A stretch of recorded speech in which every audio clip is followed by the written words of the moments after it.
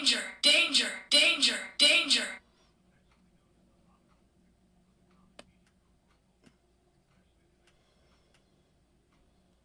Damn.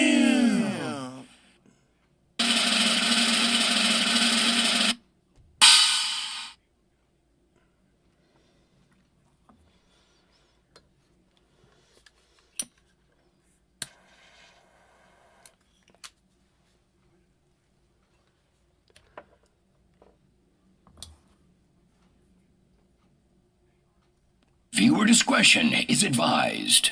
Go where no man has gone before. It'll make your head spin. It'll knock your socks off.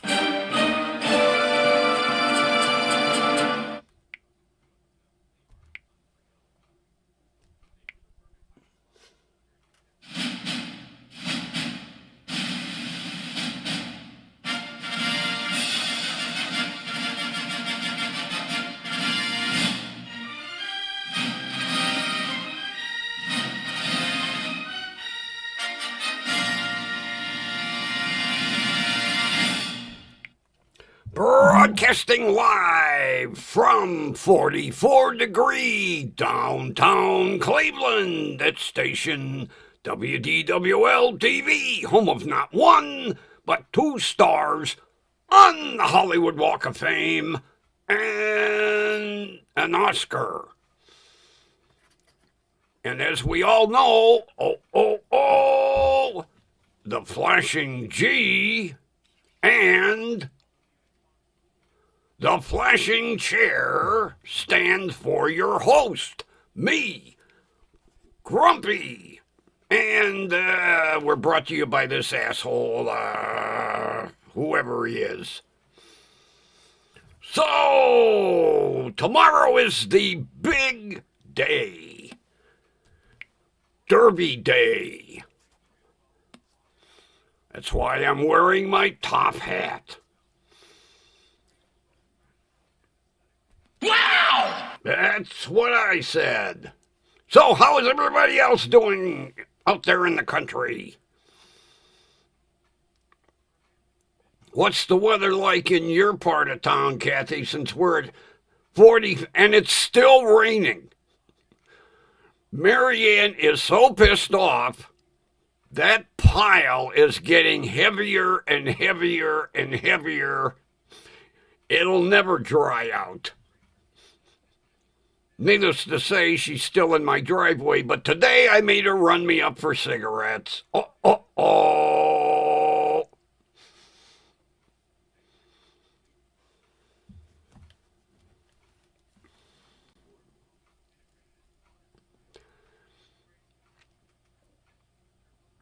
Yeah, I gave her a choice. I says, either you can put your car out on the street and then pull it in later, or run me up for cigarettes. She said, I'll grab my keys and jacket. I'll be right over. Worked for me. Okay, I can't hear a thing. We'll save that for tomorrow, for Derby Day again. Grumpy's got a cold head, so... And I forgot the earplugs. Otherwise, tomorrow I'll be using the earplugs. That way I'll be able to hear. 91. Yeah, go ahead. Tease the fuck out of us. In the 50s in Chile. Well, you're close to what we've got here. So, I did some studying today, and I went down the complete lineup of horses that are running in the Derby tomorrow, and I have made my pick. And a $50 bet. Grumpy's going big here. Usually it's 25. I put 50. Because I have a good feeling about this horse. Not to mention, I have an even better feeling about the jockey. This jockey is 59 years old. Everybody refers to him as Grandpa. Well, jockey Mike Smith won the Kentucky Derby in 05. In 18, he rode the Triple Crown. This guy knows what he's doing, and he knows this horse like he knows himself. Matter of fact, this horse just won the Derby out in Santa Anita and finished in one of his fastest times. So, Grumpy has put $50 on So Happy. That's the horse's name, So Happy. Good-looking horse, 15-1 odds. Although, you know, when Mike Smith rode Giacomo in 05 in the Kentucky Derby, that horse was a 50-1 long shot. And he won. And believe me, he knows So Happy inside and out. There is a bonding between him and this horse. I have a good feeling, a real good feeling about tomorrow's race. Not to mention this horse loves the track conditions that are out there right now. It's going to be an interesting race.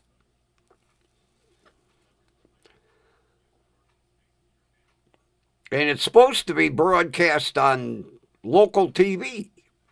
I think NBC is carrying it. I might just have to watch. Wear my top hat and mix up a mint julep. I've had one of them. I don't know how they can drink that shit. But it's a tradition. Not to mention you'll see a lot of strangely dressed people.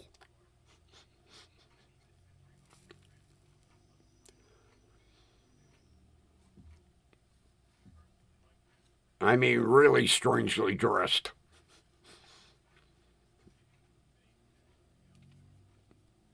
Tomorrow, the whole Churchill Downs will look like something out of the 30s. Although it's kind of cool they keep up that tradition. Oh shit, I didn't even look at the time.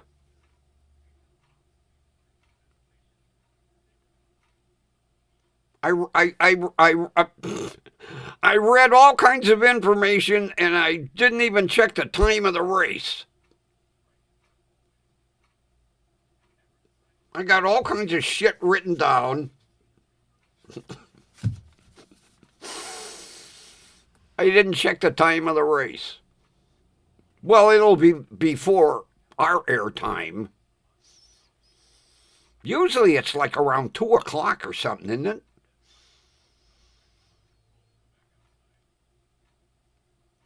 I mean, I've got time to check, but yeah. Good question. I looked up everything. I went down the whole lineup of horses, made my pick. I didn't even look at what goddamn time the race. Holy shit.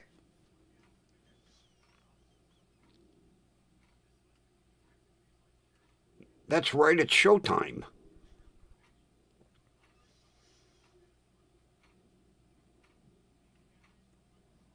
Oh, man.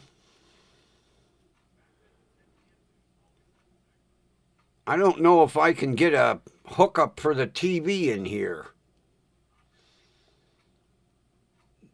None of my monitors, well, maybe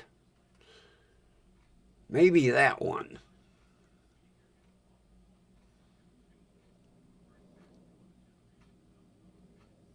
I'm going to have to play with this monitor and see if I can get it set up for TV.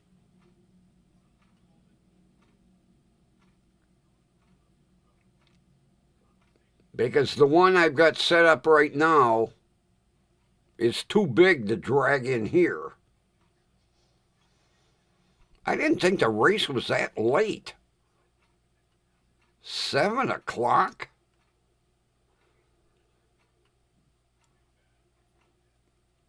That sounds awful late.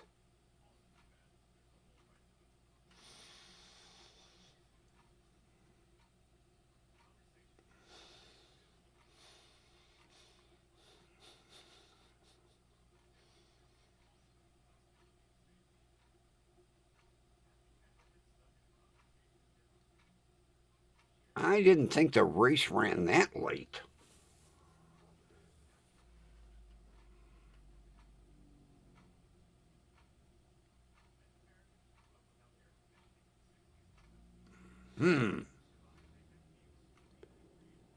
Well,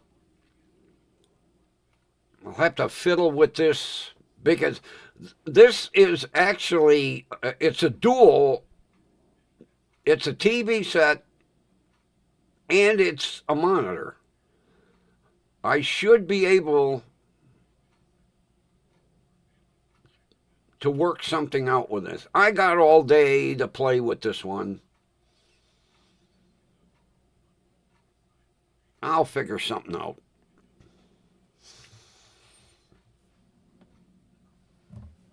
One way or another, I'll figure something out.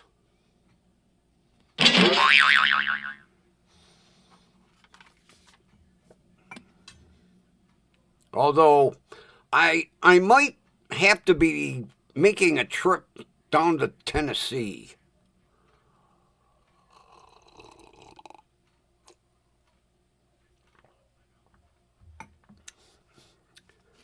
Under the cloak of darkness. I might have to steal a truck.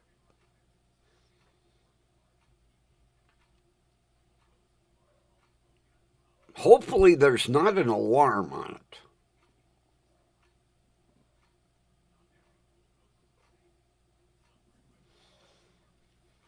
Be my luck, I'd walk near it and you'd hear, Danger, danger, danger, danger. oh, I want that truck. I want that truck. Oh, man.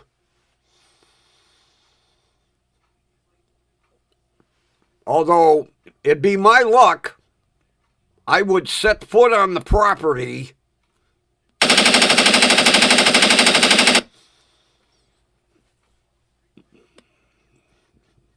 That'd be me. Oh, I'll tell you what. I don't know where she found that truck. That is a gem. That thing is laid out the way I would lay out a truck. Right down to the rims. And I'm not a big person on rims. But them red chrome rims are gorgeous. Not to mention expensive. And it's laid out with LED lights. The taillights are LED. The headlights are projector beam. That truck has got everything on it. And that brush guard. Holy shit. Man. That's a 1 in a million find there.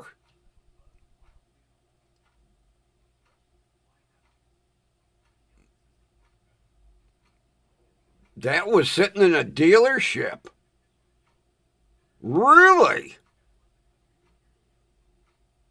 Some idiot actually traded that thing in? He spent a fortune modifying it.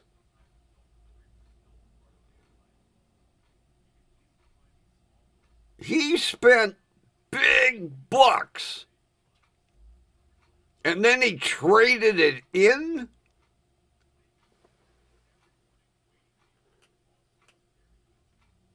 And it's only 6 years old?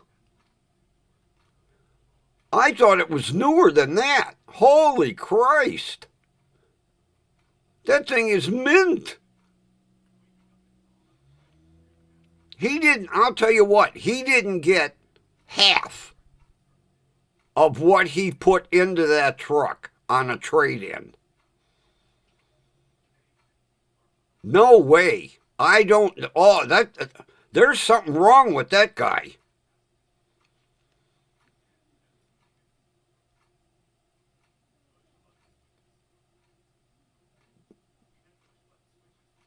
They saw him coming.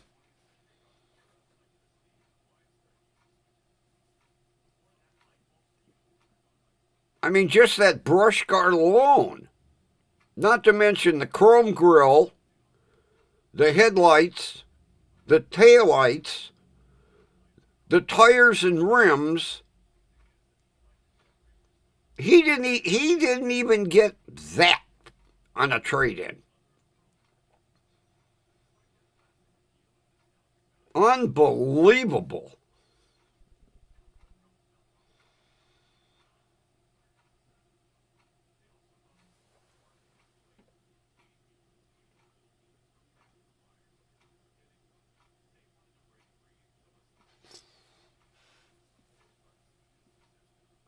I'll tell you what he's got in modifications easily had to be 6,000 or 7,000. What he spent to modify that truck. And you can guarantee if she bought it for 18, they maybe gave him 10, 12 at the most.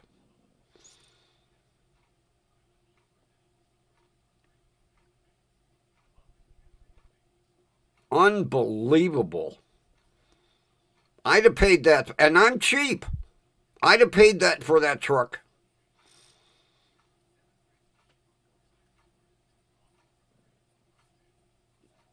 I wouldn't want the goddamn car payment that would go with it, but I'd have paid that. That guy went top notch with everything he modified. That grill, that brush guard, those headlight assemblies, those taillight assemblies easily got to be $300 because LED conversion taillight assemblies are not cheap.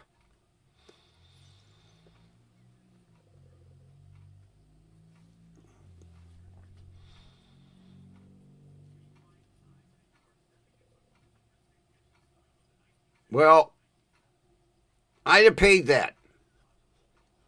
As cheap as I am. If first of all, if I was a little younger and had more of an income, and I spotted that on a car lot, I'd have been right in there. Because there's only two things I would add to that truck. That's a Federal Vista light bar on the roof and a siren. Oh, that truck is, oh, God. I almost fell out of the chair when I saw those. I was like, unbelievable.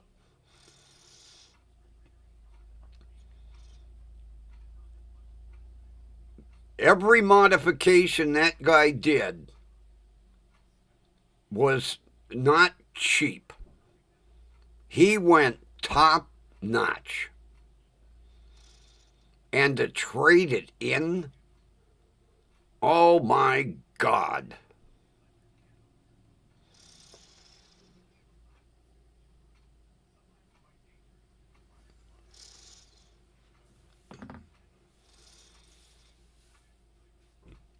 I bet you it wasn't on the lot long. There is no way that that truck was on that lot a long time.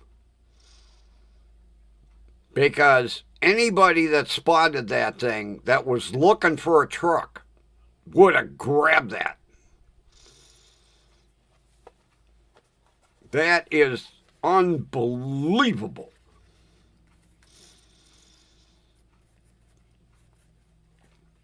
And every modification that is on that truck is extremely tasteful. He didn't go gaudy.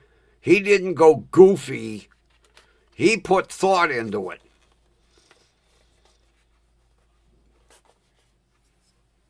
But it's outstanding. Absolutely outstanding.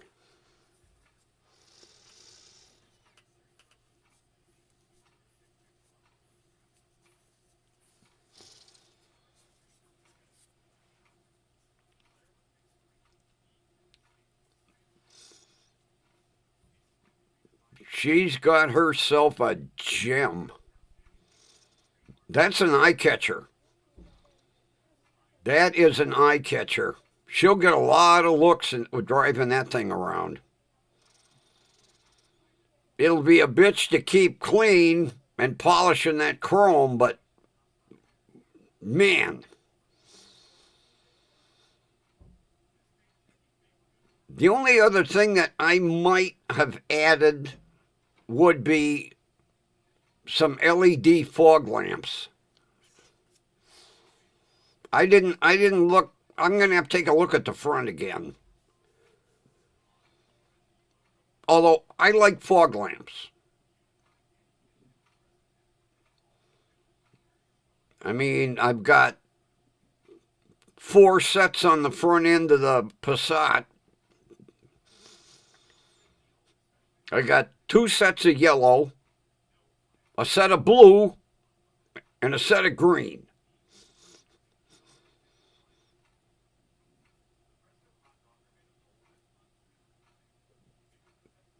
But that thing is unbelievable. That truck is something to be proud of there. She snagged a real gem.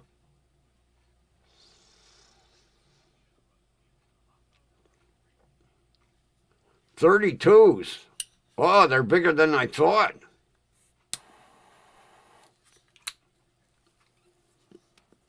Those weren't cheap.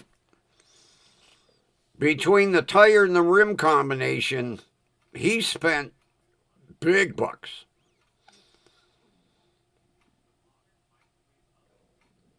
And the rims are extremely tasteful. They're actually perfect for that truck. Especially the color match. He didn't put some gaudy chrome and black with goofy designs. That red chrome, and that's what they call them, red chrome, they're outstanding.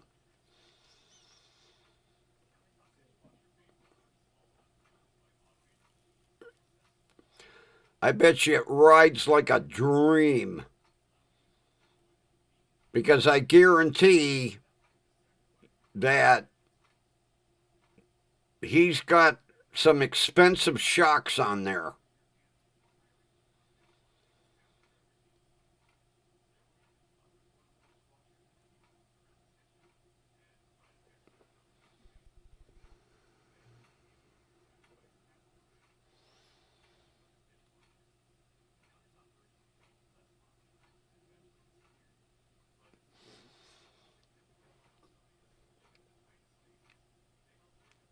Well, she did some talking. I bet when she came in and said she was interested in that truck, the salesman rolled his eyes. Like, yeah, right.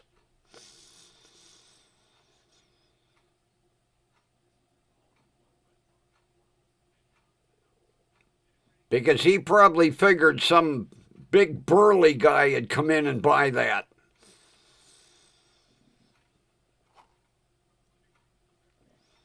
She did good. Give her my congratulations and my stamp of approval.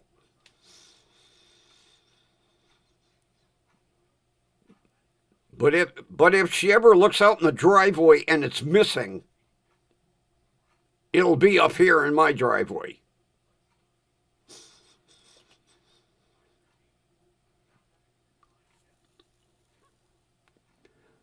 Absolutely outstanding. That made my morning. Because if I had the money, I would lay a truck out like that. Especially that chrome brush guard. That brush guard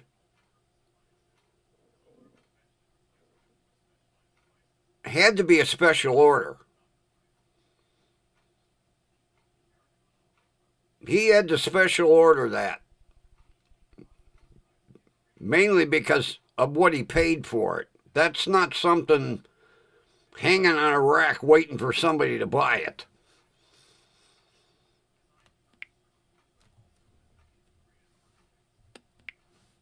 Wow!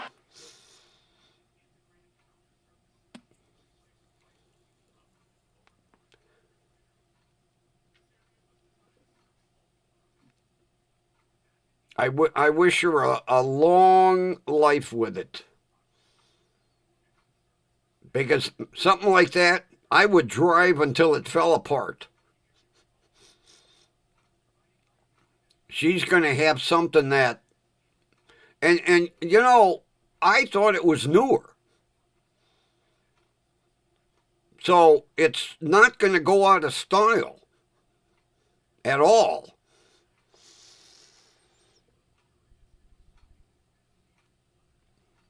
Big Red. Appropriately named.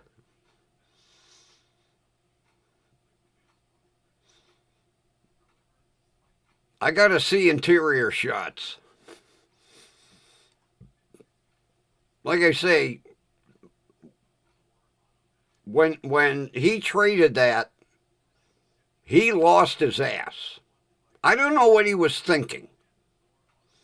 Although there are some people out there that will take and modify a vehicle, they'll get to a point where they say, I'm done, and then they'll go buy another one and start the modifications all over again. I've never understood people like that, but there are some. I got my friend's son is like that.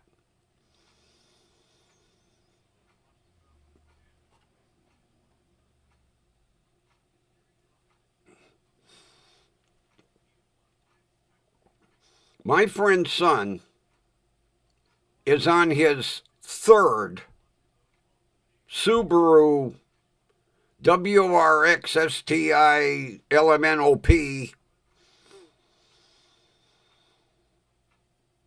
and he takes them and he does just that. He changes headlights, taillights, puts a different exhaust system on, different tires, different wheels. I can't remember what he did to the last one.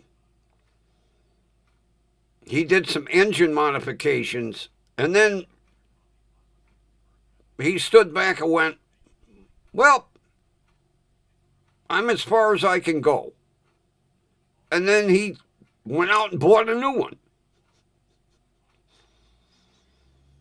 He's on his third one. Fourth one. Fourth one.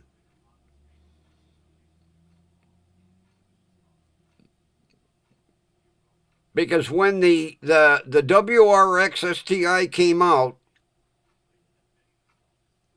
he bought one. And then he modified the shit out of that and traded it in. Modified the shit out of the second one. Traded it in. Modified the shit out of the third one. And now he's on number 4.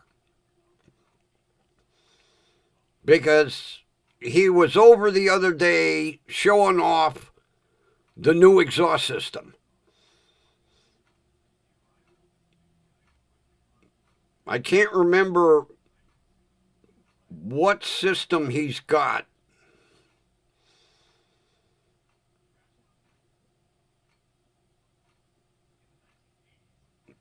Because this exhaust system is different than the other 3.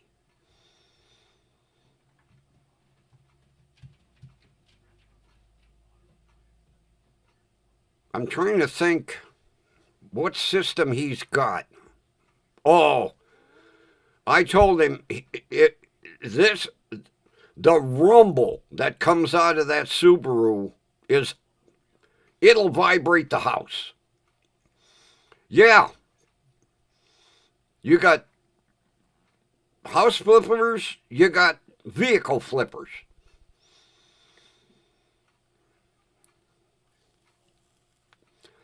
Although I take that back. He didn't trade them in. He sold them outright private owner. So I wouldn't say he made money on each car, but he didn't lose. But he's on number 4. Matter of fact, the one he's got now, I think is the last year that they made the STI.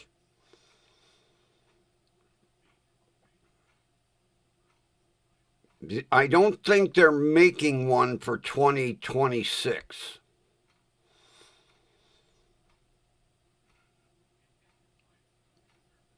Because that car's a niche market car. Because there's not that many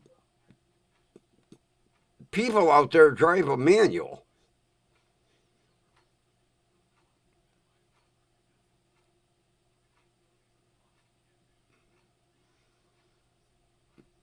That's the only drawback today. You know, you don't have the interest in the manual transmissions like you had 20, 25 years ago. God, a lot of kids nowadays don't even own cars. You know, everything is Uber, Uber, Uber.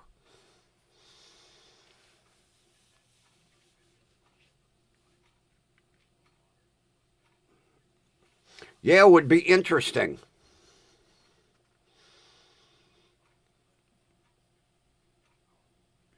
That would be interesting because, you know, maybe there's something where he couldn't own a pickup anymore. He had to buy like a SUV or something. It would, if the dealer would give her that information, it would be real interesting to know why he traded that truck in. Because in 6 years, it can't have a shitload of miles on it. So it's not miled out. It would be very interesting to get the history. But like I say, my buddy's son and his Subarus, I would have liked to have the first one that he had. Or the second one or the third one. This one, not so much. Although he's just starting to modify it. God, I can't remember what exhaust system he's got on that thing.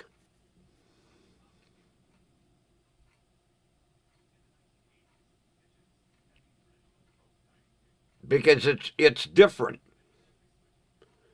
The first three had Company A. This system,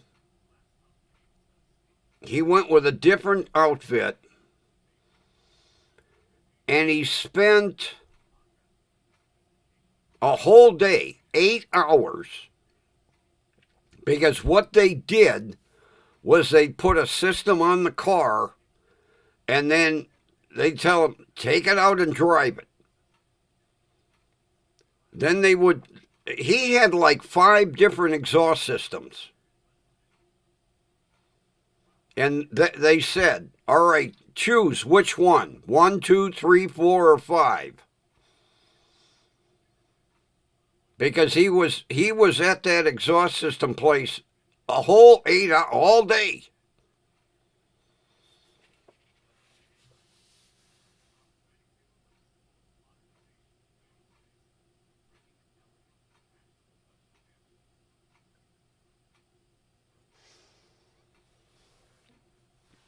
Holy Christ. 20 grand in hail damage? Yikes. Well, it worked perfect. He had a check in his hand and a truck to buy.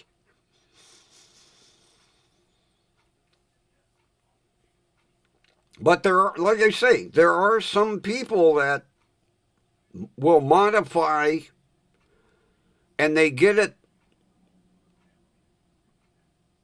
to their thinking perfect. You know, I can't put one more item on it. Time for a new one.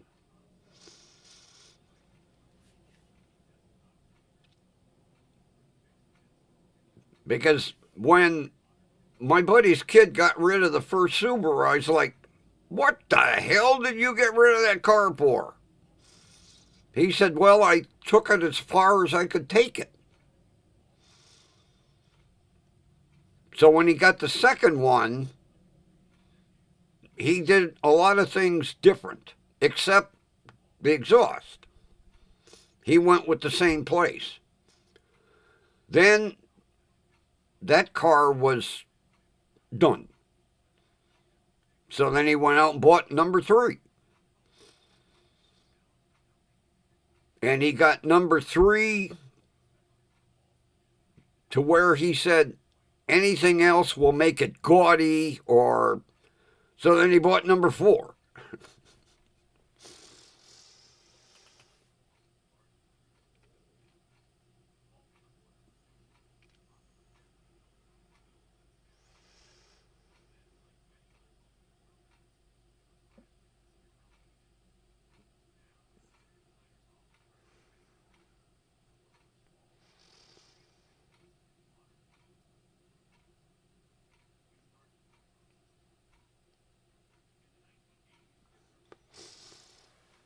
You know, I thought I recognized that temp tag. I was looking at that temp tag, and it's not in perfect focus. And I was like, that don't look like a temp tag from out of state.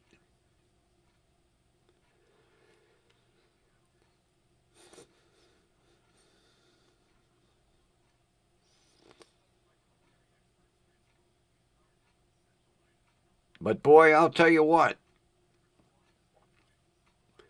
every modification that guy did to that truck added value. It really did.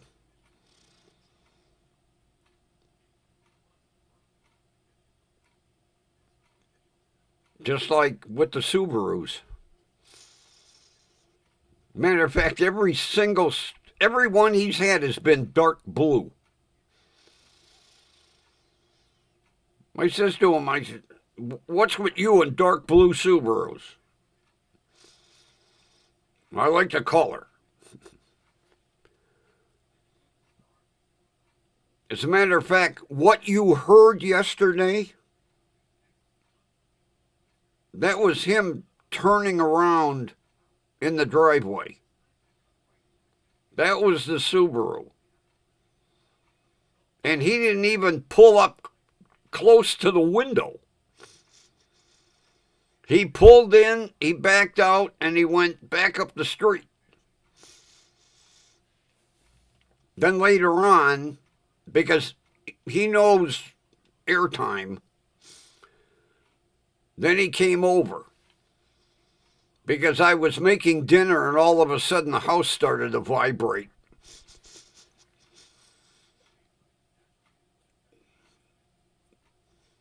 Because I wanted to drive it, and he goes, not till I get it done. I said, yeah, but I would like to compare now versus finished. He says, no. When it's finished, you can drive it. Because I did drive the other three. Scared the shit out of him. He didn't think I was going to do what I did. Because I told him, I says, we're going to go out on the freeway. And I checked to make sure there were no police. I got on the ramp, and I had my foot in the injectors. Come down that ramp, banging gears. You never saw somebody tighten a seatbelt. By the time I hit the freeway, I was doing 90. And the ramp isn't that long. And when I got it up to 105, he told me, he says, back off, back off, back up. You're scaring the shit out of me. I said, this car's got another, I said, it'll go 130. Back off.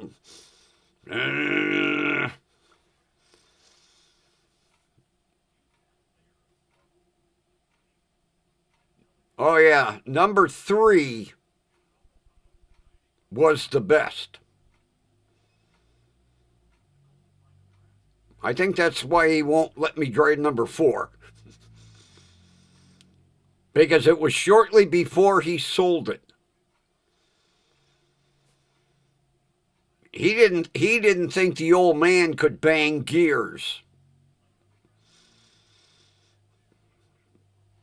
I taught him a couple of lessons about toe tapping the clutch. I said, you don't have to put that sucker down to the floor, you're moving. I said, the transmission's fully synchronized. You just got to tap it enough where basically the release bearing just barely opens that clutch plate.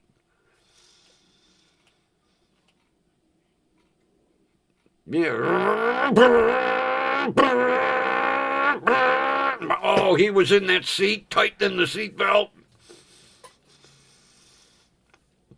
And it was perfect because when I hit the freeway, there was no traffic. I got right over in that left lane and I was cruising. On the way back, doing normal speed limit, he just kept shaking his head. He goes, holy shit. I said, yeah, you sissy. You 105? This car was just starting to open up.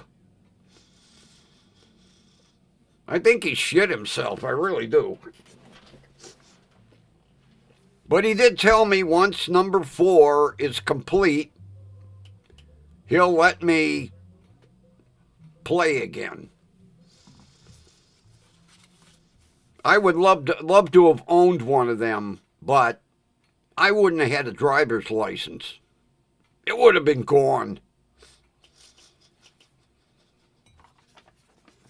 I'd have had so goddamn many speeding tickets.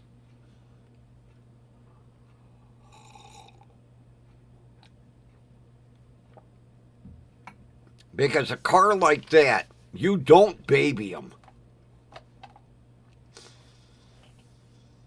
Those cars are made. That's why over in Britain, the traffic units use Subarus. They're excellent chase cars.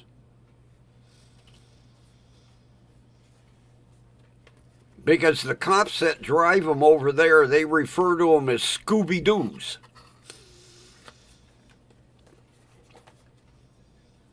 They love them. Their highway unit, that's all they order is Subarus. And they're all manuals. Matter of fact, at least 60% of the police fleet in London are manual transmission cars. And the officers fight over them because so many companies are making automatics only.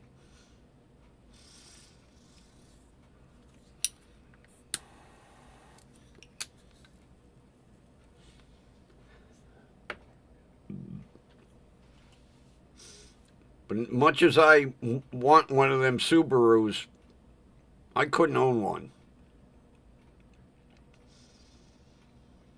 See, I am doing the Passat a real injustice because I read a lot of literature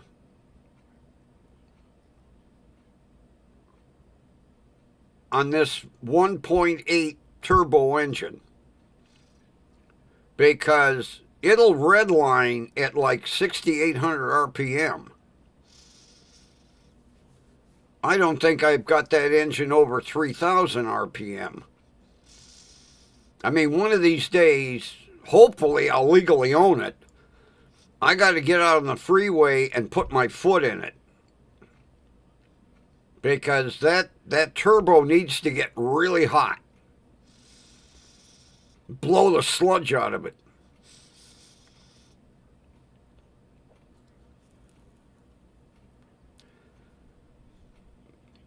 Because over in Germany, they run them things on the Autobahn 100, 120 miles an hour straight.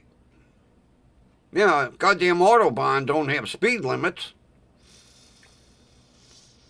You can get out on the freeway and set the cruise control at 100 and people are passing you.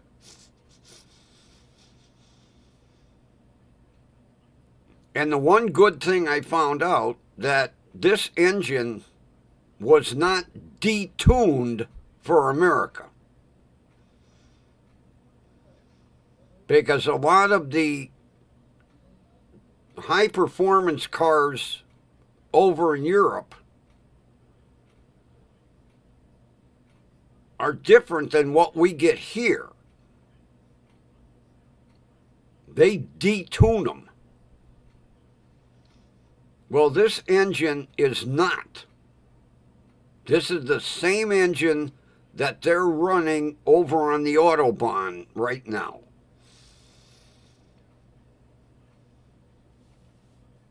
Yeah, I've been doing a lot of reading on the Passats. As a matter of fact,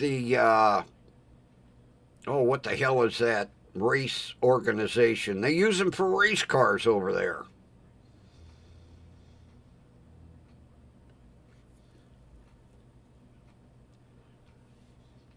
I can't wait. I'm going to give it another week. And if I don't hear anything, I'm filing that court order.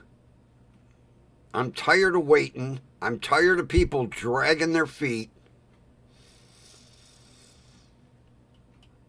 If I have to spend $300, I'll spend it. Because this has gone on long enough. It's a crock of bullshit.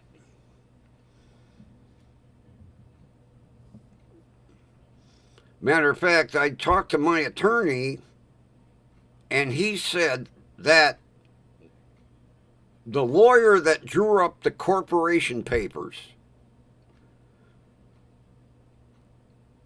that is listed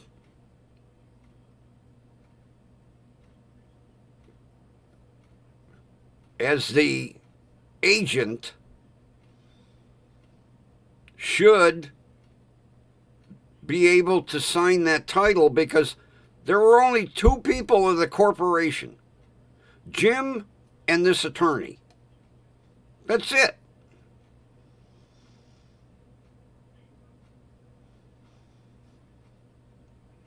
So I'm going to call the attorney Monday, and I'm going to ask him why. Give me a legal reason why you can't sign that title. You are the agent of fact, or attorney of fact, or whatever. There's only two people in the corporation. You are a corporate member, even though the corporation is defunct. You are still listed.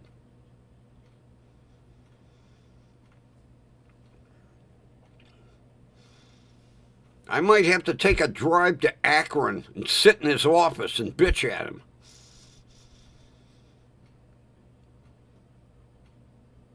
It'd be different if there was a big bunch of board members. Two people. Jim and this attorney. That's it.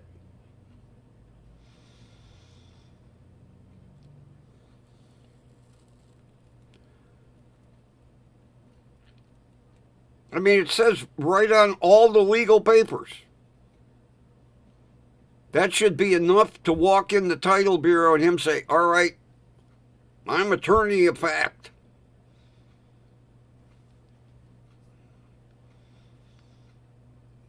Sign your name. Give me the title.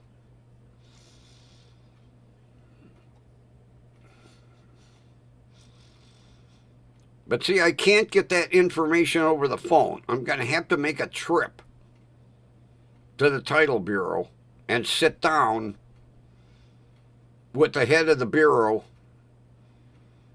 and lay all this paperwork out. And if she has any questions, she can call Columbus from where she's at.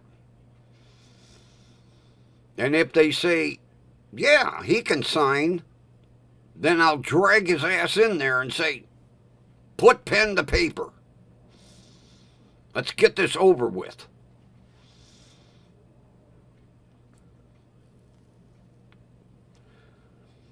Because that's what the girl at the title bureau kept telling me.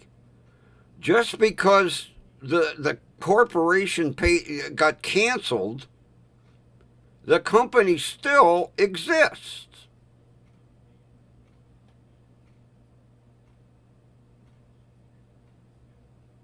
That's what she kept telling me. Companies don't go away.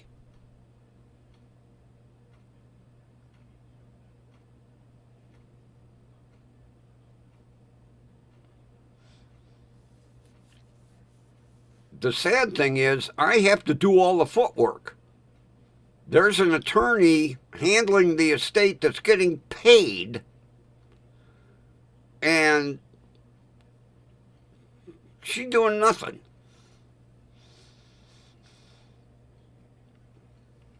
But if Columbus says he is still an agent for that corporation and he can sign, I will tell him, be at the title bureau at whatever time. I'll meet you there. Let's get this over with.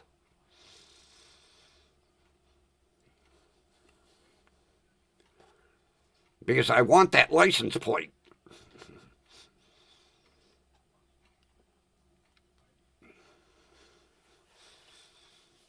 Well, I want the title too, but I want that license plate.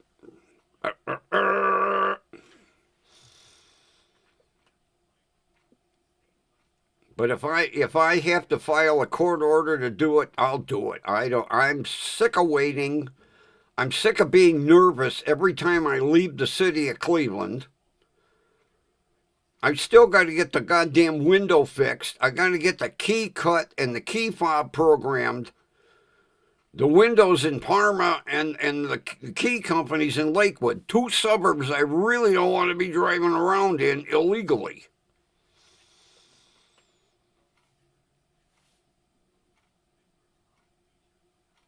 It would be nice to have that key fob, you know. Then I could be like everybody else. Oh, like today. Yesterday. I go to Mark's. This woman is about 30 feet from her car. And she's like this. When you get out of the car, lock the door. Don't walk 50 feet away. Like, look at me, people. My car has an alarm on it.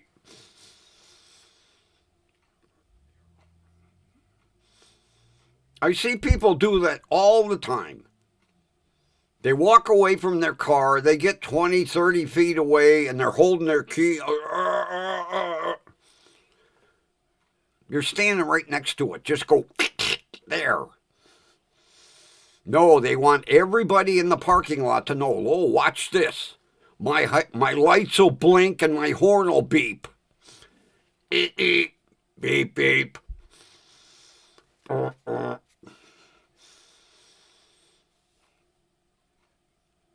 And, you know, people don't even pay attention to alarms anymore.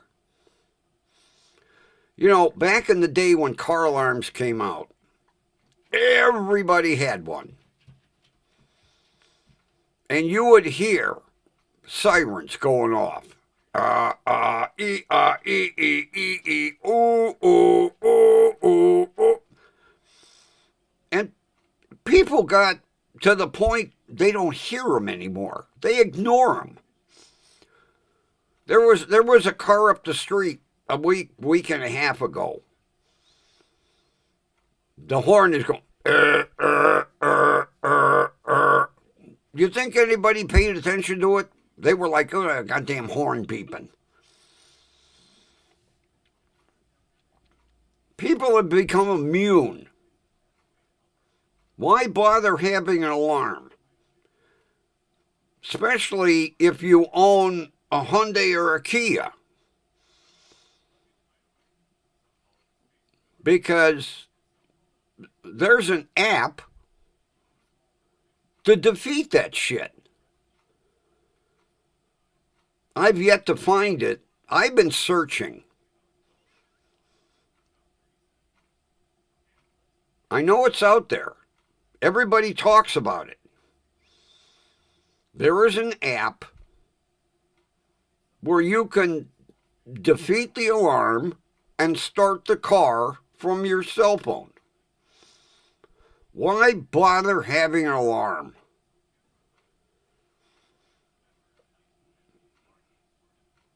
Of course, they say on the new ones, they've changed the software.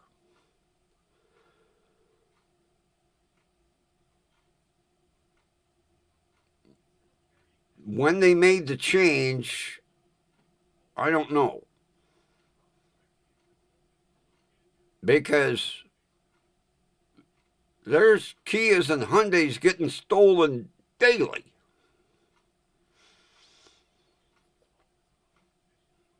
So big deal, you're standing there going, Some kid comes by with his cell phone and opens the app and pushes a button and your car starts. He gets in and drives away.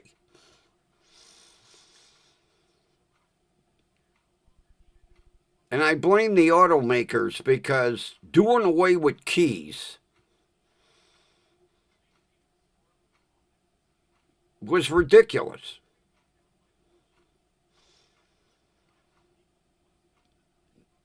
My buddy's son's wife has got a charger. It's got a key fob. That's it. Now, there's an emergency key to unlock a door. But you get in and you hit the start button because you got the key fob in your pocket. No key. If you got the key fob in your pocket, you walk up to the car, the door unlocks, you get in, you put your foot on the brake, and you hit the start button, and it starts.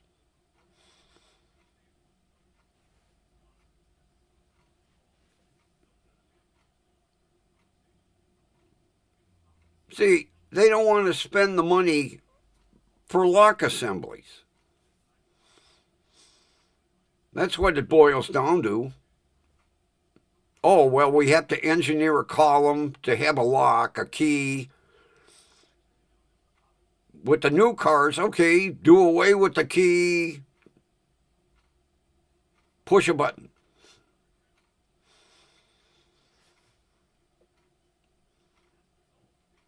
Yeah, technology is nice, but it's stupid.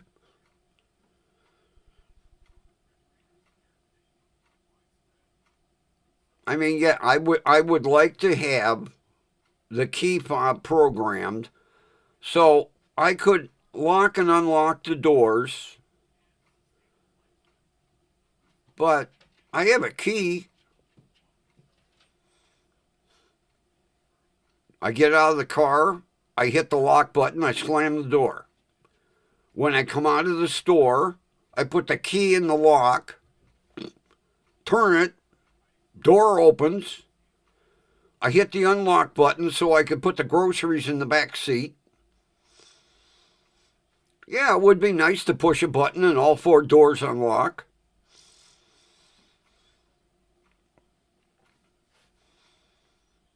It ain't stopping me from doing anything. But I have a key.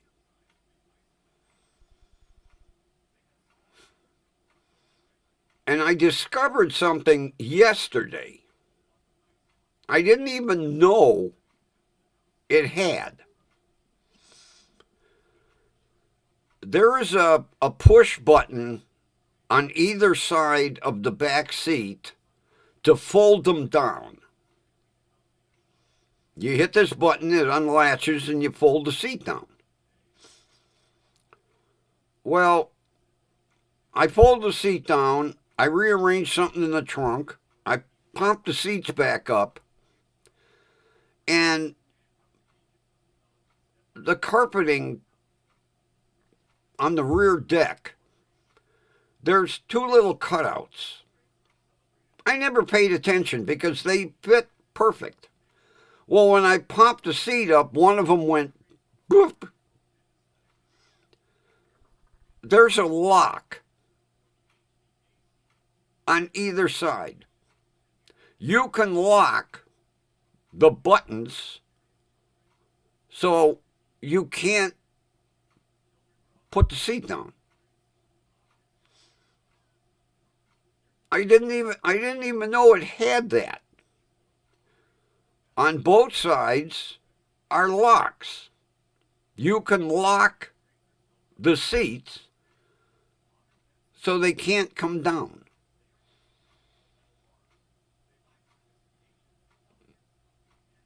Another thing, there is a lock in the driver's door where I can lock out the trunk button and the gas door button.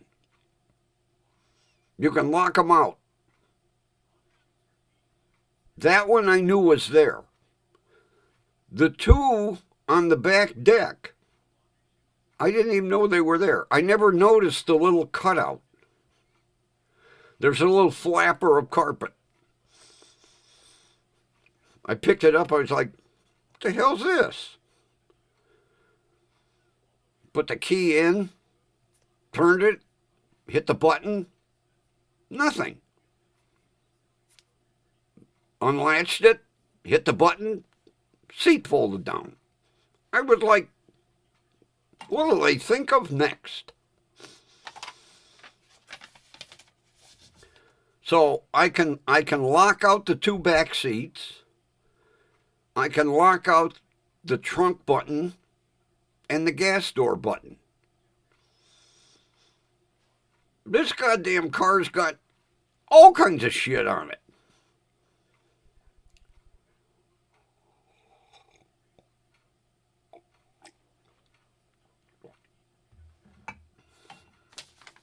Christ, like the day when I thought I broke the steering column.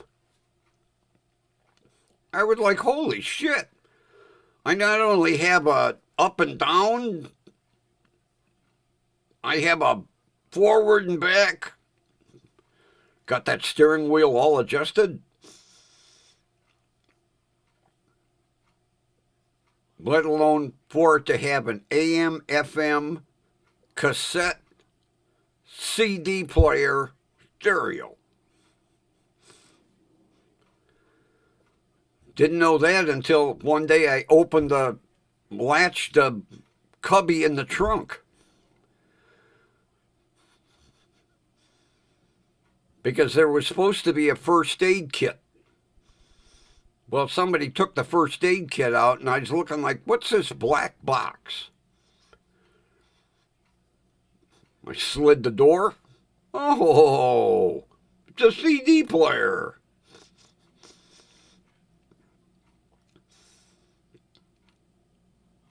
I've been playing my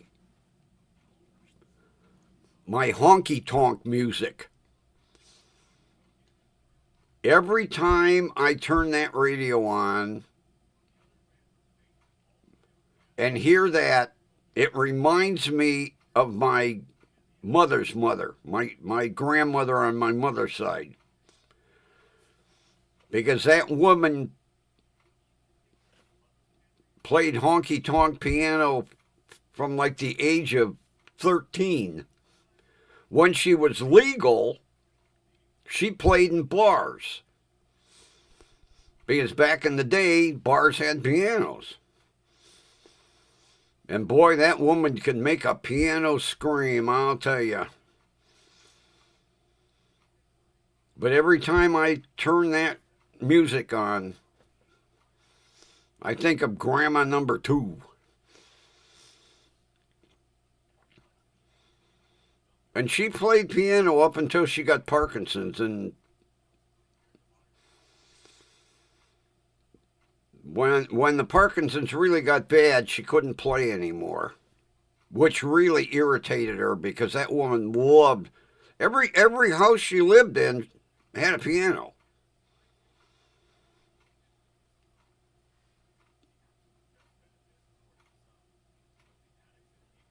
And they were uprights.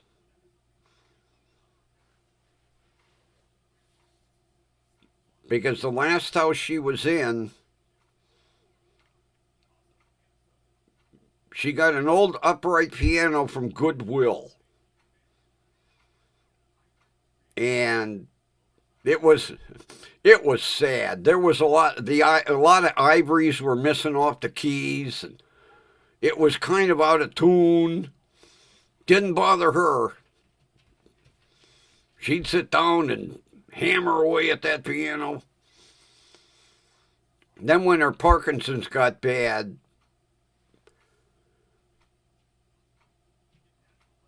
she finally decided to get rid of the piano because it just depressed her seeing it sitting there. And she couldn't play it. Because when she would play piano, she stood up. She didn't sit at the piano. She played them pianos well, she could hammer them harder. When you're standing, you can really beat on them. And man, that woman beat on a piano. I wonder over the years how many strings she broke. But man, could she play. And couldn't read a note of music. She had a repertoire of probably 2,000 songs. Play by ear. Couldn't read music.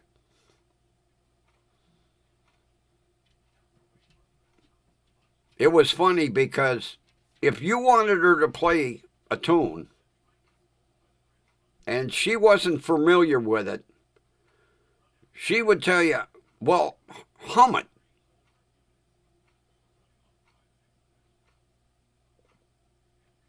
And you would start humming and she'd go, oh, wait a minute, is this it?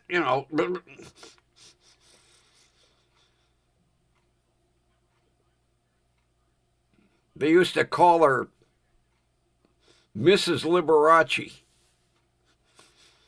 She didn't like that. She goes, hey, I'm not gay.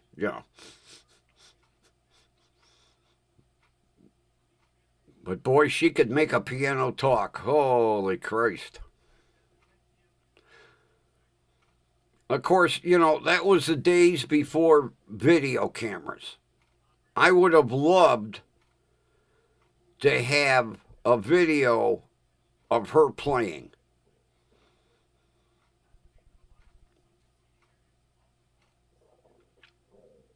Even if it would have been a VHS. I would have loved to have had one video of her playing piano. I mean, my sister's got the photo album with pictures. But pictures don't mean shit. All right, she's standing at a piano with her hands on the keys. Can't hear anything.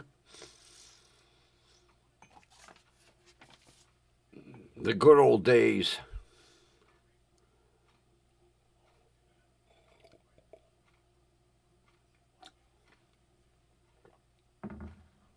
And the interesting thing, neither grandma had ever met the other one. If there was some sort of family gathering, for some reason, one or the other couldn't be there. The two of them never met one another.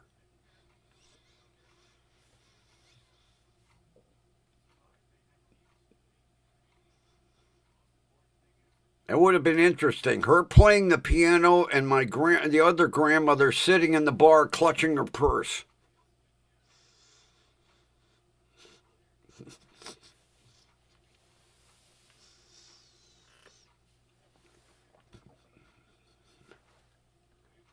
Can we go home, Joe? No. Why not? I'm getting tired. I'm getting cramps in my fingers from holding my purse. Well, she ain't done playing? She'll be playing for 12 hours. I want to go home. My fingers are sore.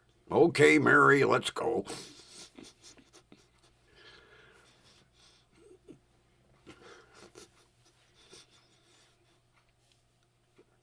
Yeah, that would have been Grandma sitting. I'm getting cramps in my fingers, Joe. Okay, Mary.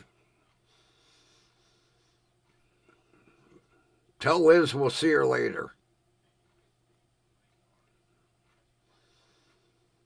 Well, get up and tell her, Joe. Okay. Liz, we'll see you later. There, you happy, Mary? Yeah, now I can let go of my purse.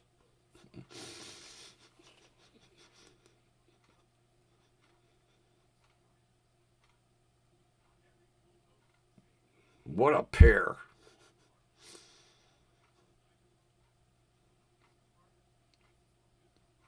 It was unfortunate that I really didn't get to know my other grandfather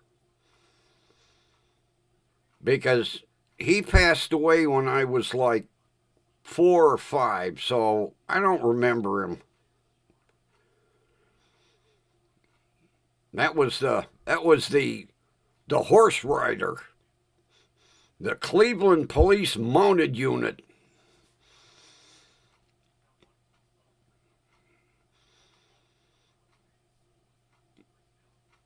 But it was interesting because, every now and then you have a family gathering and everybody gets together. And for some reason, the two of them could never meet. They knew of one another, but they never met.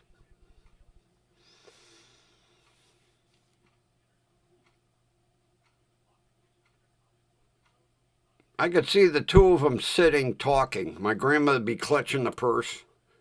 What do you do for a living, Liz? Or you play piano? Oh, really? Which orchestra? You play in bars?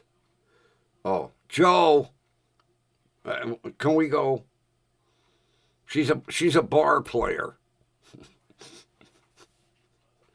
My grandmother didn't think much of bars. You play in bars? Oh, can you move a chair away from me? Joe, can we go? I could see him on the way home driving. My grandmother be clutching that purse going, you know she plays in bars? Yeah, but she plays good. She plays in bars. Come on. This GT will go faster. Let's go.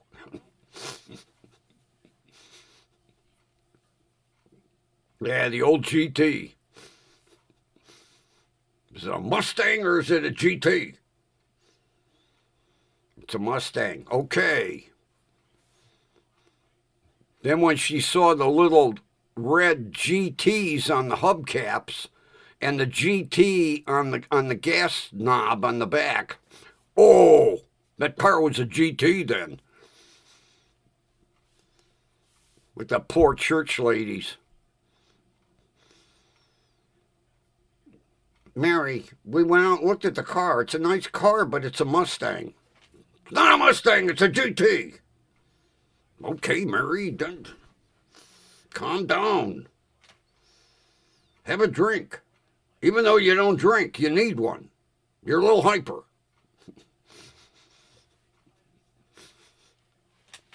Yeah. Bitch at the salesman because he called it a GT.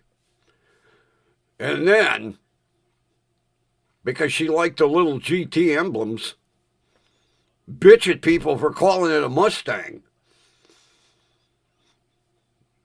Oh, she'd go off. It's not a Mustang, it's a GT. See, look on the hubcap, GT. Look on that big gas knob, GT. Okay, Mary, calm down. It's a Mustang GT. Oh, God, if you call it a Mustang GT,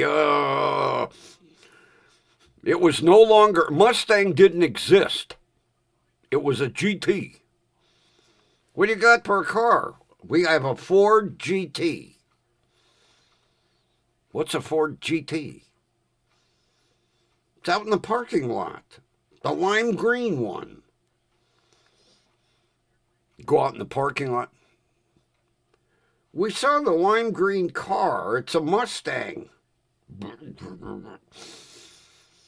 It is not. It's a GT. Every now and then I'd piss her off.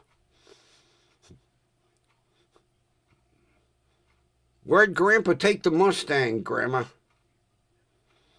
It's not a Mustang, it's a GT. Okay. Then I'd run out the door and laugh my ass off.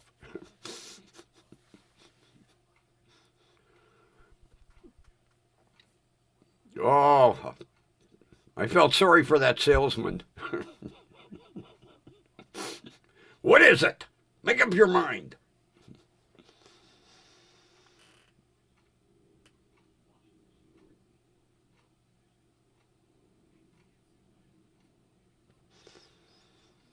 You know, those two never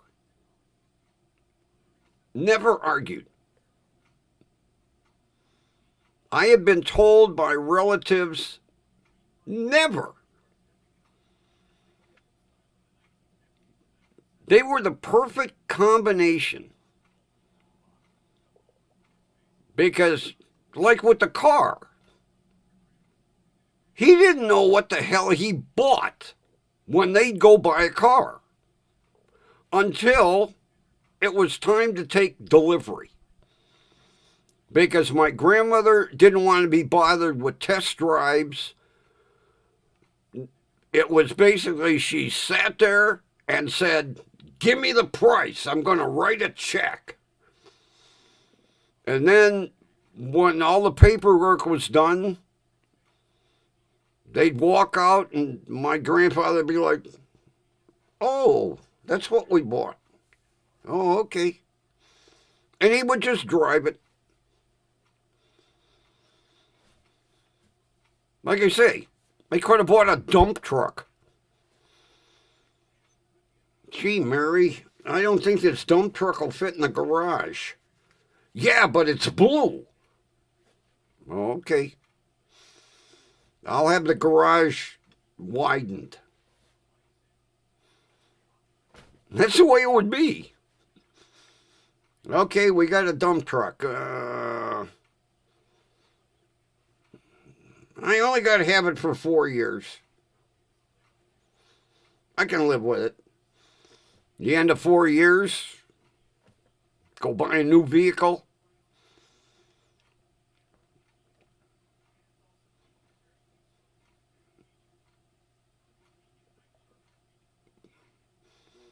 Like I say, had I not heard the story from the salesman, I'd have never believed it.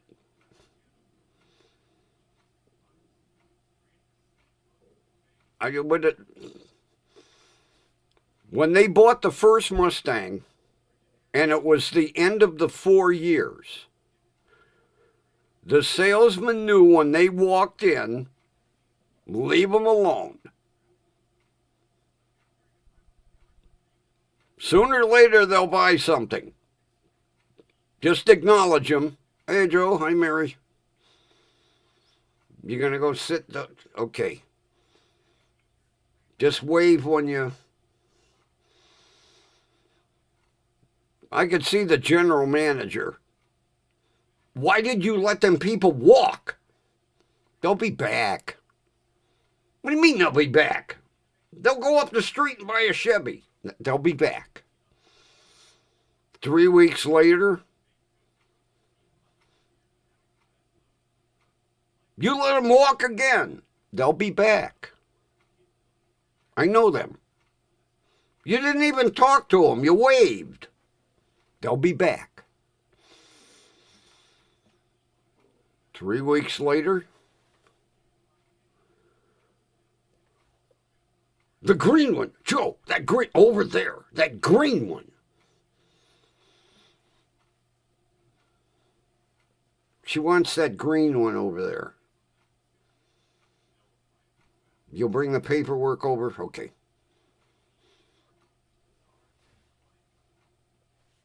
Then she writes the check.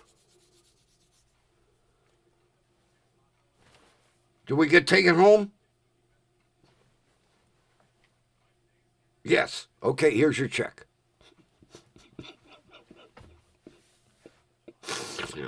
I tell that story, people are like, "Oh, you're so full of shit." That's the way they bought cars.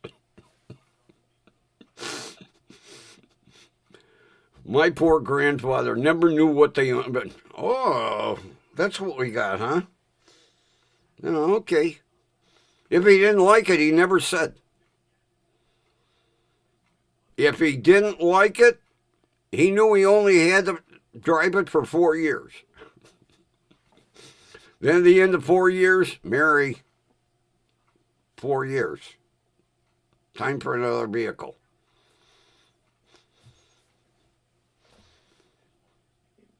He never... Whatever she picked out, he was, I wouldn't say he was happy with all of them, but it made her happy. If it made her happy, he was happy. But to buy something just by looking, oh, that gold one. I like that gold. Never ask, what did we buy? When it was time to take delivery, then the surprise. Oh, that's what we got, huh? Okay. You like it, Mary? Yeah, it's gold. Okay. They were the most even-keeled, perfect couple.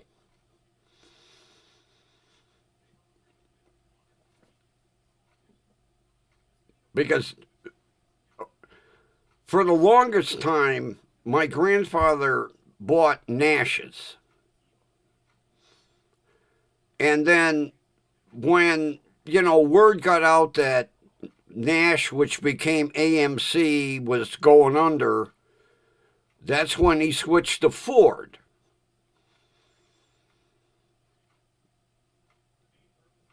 And it was the same thing with the Nashes. Had no idea whether it was an Ambassador or whatever the different models were. Although one of them, I remember it was a small. He liked bigger vehicles. Then when they went to the Mustang, that really surprised. Well, he didn't have much choice. But he had an Ambassador. And then the next one they got was a small Nash. I can't remember what model. That was the only car he ever kind of voiced a displeasure with. But he knew he only had to drive it for 4 years. At the end of 4 years, he knew he was getting something different. Whatever it was, if it made her happy, he was happy. And it was the color. That was it. She didn't care about what equipment it had, what color the interior was.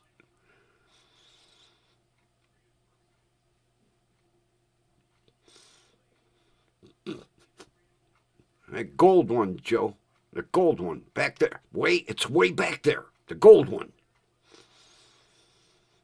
You like the car, Mary? Yeah, it's gold. Okay. That's what it was. Okay. You like the car, Mary? Yeah, it's gold. Never say, oh, it's got a tan interior. She didn't give a shit about the rest of the car. It's gold, or green, or blue. Whatever caught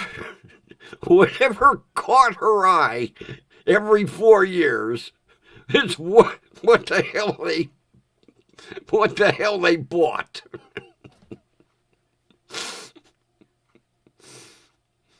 Unbelievable. The only thing she'd ever bitch about is the heathens on Saturday eating on butcher paper and Limburger cheese. Fastest apron in the West. Every fucking window be open in the house. Oh, God. Oh, stories to laugh at. Good memories. Good memories. Like Sunday. Once she got out of sight, go get the coffee cup. I was able to drink coffee. Then he'd look at the clock, go, church is over. Finish your coffee, wash the cup, put it on the shelf. Make sure the handle's turned. Oh yeah, the 2 cup handles had to be nose to nose. God forbid I would have one at a little bit of an angle. She'd walk in that cupboard. Who's messing with the cups? Joe, did you give him coffee? No. How come that cup is not? Then I was in there looking for something. Straighten the cup, Joe. Okay, Mary. Sorry.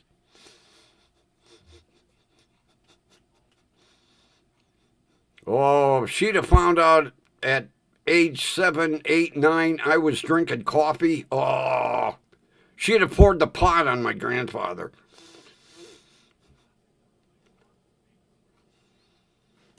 God damn it. I don't know where these goddamn little flies come from. I got meat in my coffee here.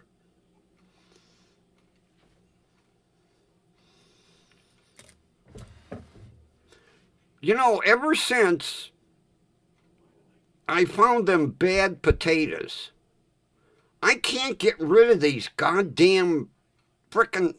I got fly spray. I spray the garbage can. Before I put the bag in, I spray the bag. They're like microscopic, little tiny flies. And I can't get rid of them. I don't know what they're surviving on.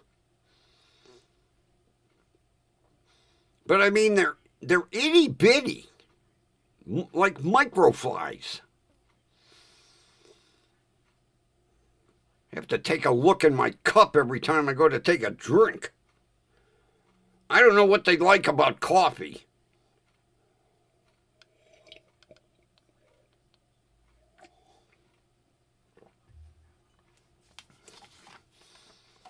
But they're irritating.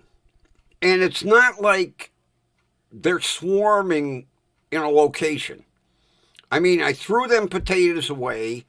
I took everything out of that cupboard and I sprayed it. What they're living on, where they're coming from, I don't know, but they're these little itsy bitsy microflies. Itsy bitsy. And they like to dive bomb in my coffee. They commit suicide in my coffee. Look, there's coffee.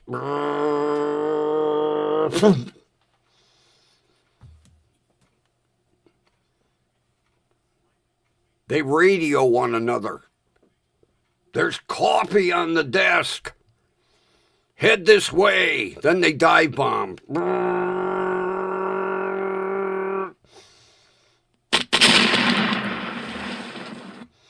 Another one hit the coffee.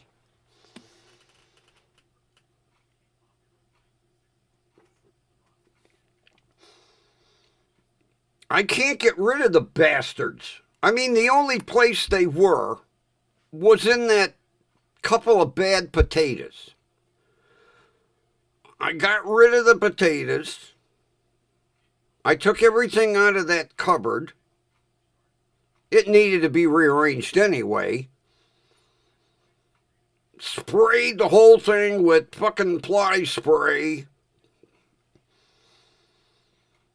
Put everything back. No perishables. And I can't get rid of the bastards. I don't know. You know, it'd be different if, like, when I opened that cupboard,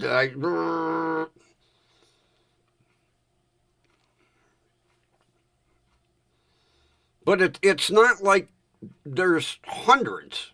Every now and then one decides it wants to commit suicide, and it heads for my coffee cup. Little itty bitty puff of smoke. Gone.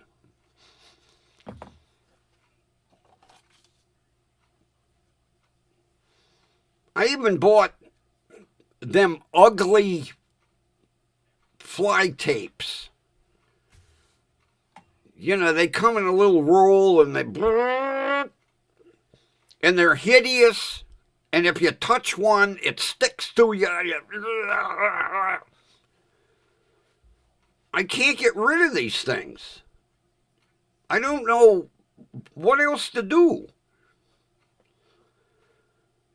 But it's like every now and then, one dive bombs in my cup of coffee. It's not like I can see them. It's like, well, they're so tiny, but I can't get rid of them. It's the first time I've ever had a pest that I can't get rid of. Like last summer, last spring, I had ants.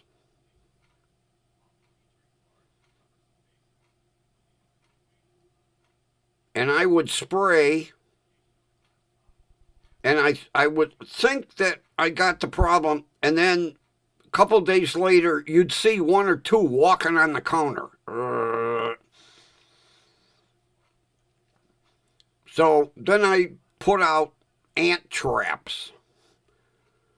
Supposedly, they take a bite of the ant trap, and they take the shit back to the nest, and it kills them.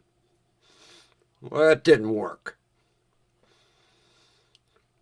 So finally, I emptied all the kitchen cabinets, the upper cupboards, sprayed the shit out of them, put everything in. I took all the drawers out of the lower cabinet, emptied them, sprayed the drawers, put new liners in, took all the pots and pans out, sprayed the inside of the cupboards. Finally, by the end of summer, I got rid of the ants. Now I got these microscopic little flies that are just irritating the shit out of me.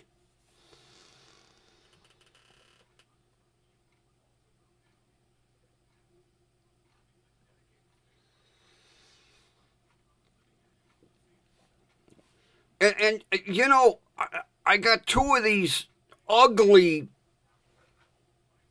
strips hanging. I got in two corners of the kitchen. Because if I hang one like in the middle of the ceiling, I'll walk into it, you know.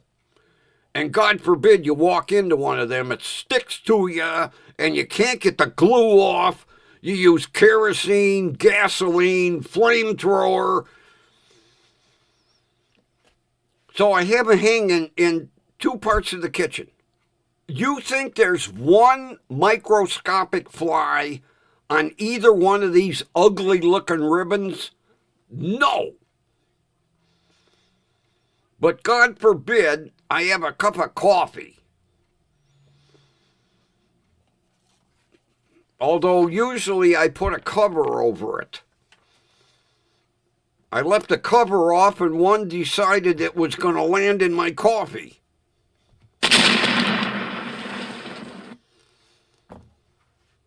Who knows how many I have drank already? Because a lot of time I don't bother to look in the cup. Now I'm looking in the cup. Make sure there ain't nothing swimming in it.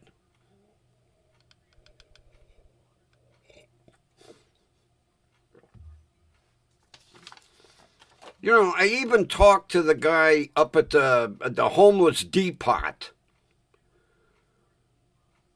in the chemical department. And he recommended this fucking, like, industrial spray.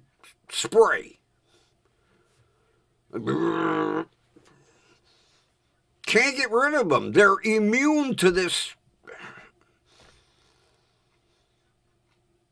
It's aggravating as shit. It really is.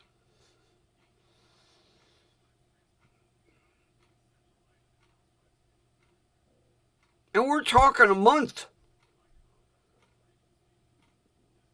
I found those potatoes last month with all the chemicals and God, enough to kill an elephant. No, every now and then, the word goes out. Coffee in the console, coffee on the console.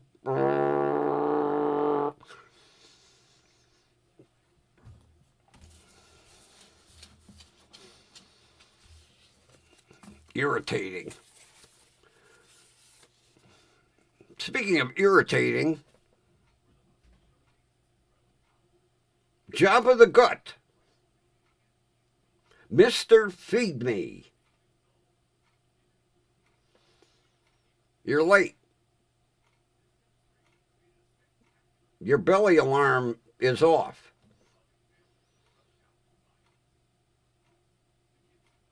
It just sits there, 1 foot on either side of the gut. Feed me. Quit talking. Feed me. Yeah, your stomach sticks out. You got to put 1 foot on either side. What, to balance so you won't fall over? He just looks at me. Feed me. Okay, I get the hint. You want your delectables. Feed me. That's it, I'm through. All right, people. It's been a fun night. One of these days I have to do the car story. My sister keeps bitching at me. You gotta do the car story. Maybe over the weekend. I don't know. I need a purse. I wish I could find one of those old 1940 women's purses.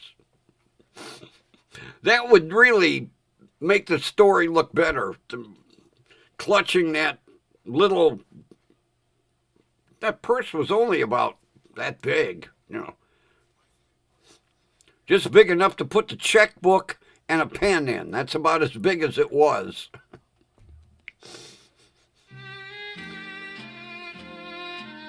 Okay, I will feed you.